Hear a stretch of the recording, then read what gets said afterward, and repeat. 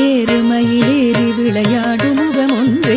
ஈசருடன் ஞான மொழி பேசும் முகமொன்றே கூறுமடியார்கள் வினை தீர்க்கும் முகமொன்றே குன்றுருவவேல் வாங்கி நின்ற முகமொன்றே ஏறுமயிலேறி விளையாடு முகமொன்றே ஈசருடன் ஞான மொழி பேசும் முகமொன்றே கூறுமடியார்கள் வினை தீர்க்கும் முகமொன்றே குன்றுருவவேல் வாங்கி நின்ற முகமொன்றே மாறுபடு சூரரை வதைத்த முகமொன்றே